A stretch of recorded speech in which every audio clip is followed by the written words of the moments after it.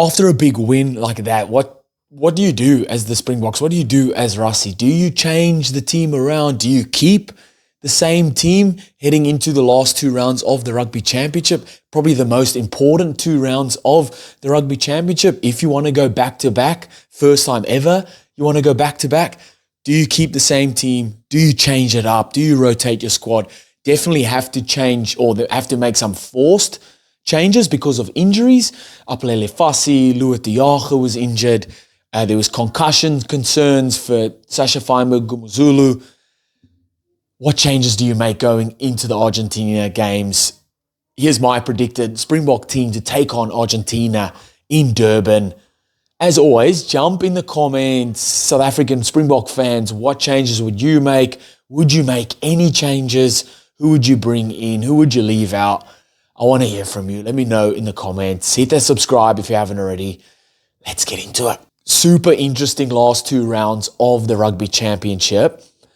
Springboks now off the back of one of the best games ever for the Springboks. What changes will be made? Some forced ones for sure, injury-wise.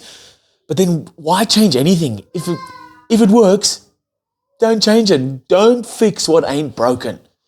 Don't change what is working. But here's my Springbok team to take on Los Pumas in Durban. Oxenchair, Malcolm Marx, Thomas de Toy up front. Locks, Erge Snyman, Ruan Norkia. Back row of Sia Kolisi, Peter Steph de Toy, and Jasper Wiese. Kobus Reinach and sacha-feinberg, Gumuzulu, 9 and 10. In the centres, Damien Dallander, Kane and Moody. And back 3 of Cheslin Colby, Ethan Hooker, and Damian Willemse. The bomb squad of Marnus van der Merwe, Jan-Hendrik Wessels, Wilco Louw, Eben Etzebeth, Kwagga Smith, Morne van den Berg, Mani Libbok, and Andre Esterhuizen. Very, very strong side. Again, there's a lot of changes you can make. This is probably a squad that try to keep as close to that team that beat the All Blacks as possible, but also then make some subtle changes within it. Again, jump in the comments. What changes would you make? Who would you bring in? Who would you leave out? And let me know why. Don't just say you would bring X player in. Why would you bring that person in? All right, some of the reasons why. So up front, Oxenchair, Thomas de Toy, Malcolm Marx. The front row was good. The starting front row was great. Why change it? The bench that came on, they were excellent as well. Why change? You don't need to change anything there. There was question marks around Malcolm Marx in that Eden Park, after the Eden Park test around his line-out throws, but they fixed it. And it's also not just necessarily the throws, it's the timing with the locks. And they definitely fixed that. I thought Oxenchair, Thomas de Toy were outstanding. And then you look at Jan-Hendrik Wessels, who can play hooker and prop, came on. He was outstanding. Wilco Louw, just immense. Give Marnus van der Merwe another go. Immense. Great. Don't need to change anything there. In the locks, so I've got Erge Snyman, Ruan Norkia. Louis Diago came off injured in that game, so it's a forced change there. Eben Etzebeth was rested, so I've got him on the bench for this one. For me, Ruan Norkia has played his way into start. Just how he mans the lineouts, how he bosses the lineouts. We've seen it for so long with the Bulls, and now he's showing his worth at international level as well. Struggled, I would say, in that Eden Park test, but then went to the white, back to the drawing board, fixed it all up, and came out and just absolutely bossed it. Was outstanding. Erge Snyman, when he came on, unreal as well. So now this is more just me rewarding Erge Snyman. So good when he came on. He came on pretty early in that Wellington test versus the All Blacks. Now I'm rewarding him. Let's start him. And then you've got someone like Eben Etzebeth to come off the bench to just...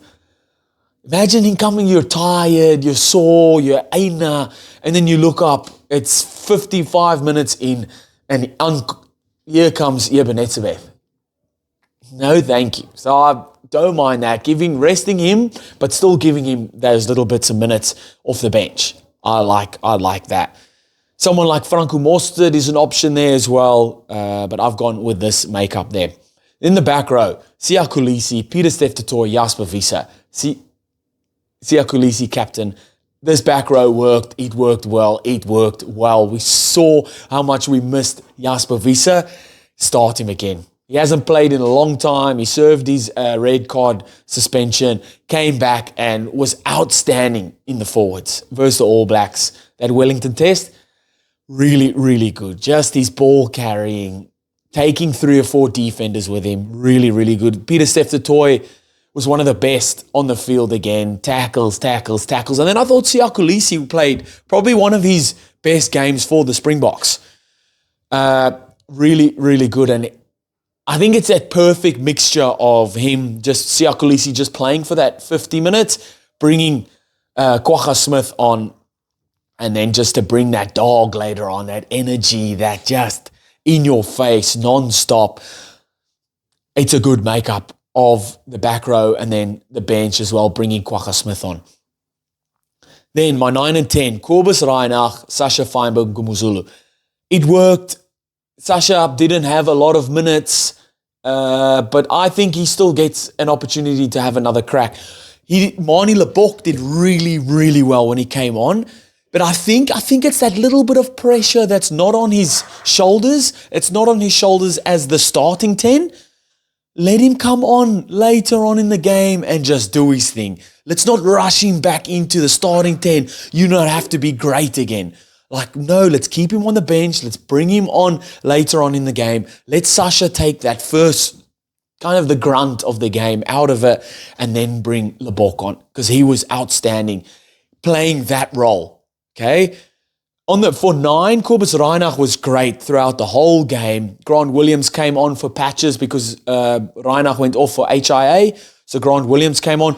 I've picked Morne van den Berg just to give him an opportunity. One of the kind of, again, looking towards the future. Van den Berg still one of the youngsters within the squad.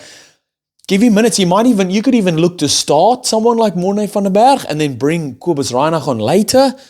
But I think he needs to get minutes there. Van den Berg versus Los Pumas, or just in the Rugby Championship this year, bring Van den Berg on.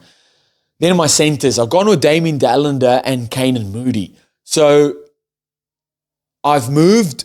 Why I haven't started Willemse there at 12 is because Apelele Fassi's got injured, so I've got Willemse at fullback, but he's definitely a 12 option there. But I've gone with Damien de Allende to start with Moodie, just to change that up a bit, but also not change it too much, because Moodie was sensational. So was Willemse at 12, but we know what Damien de Allende could do, and I'd like that partnership there of de Allende and Moodie.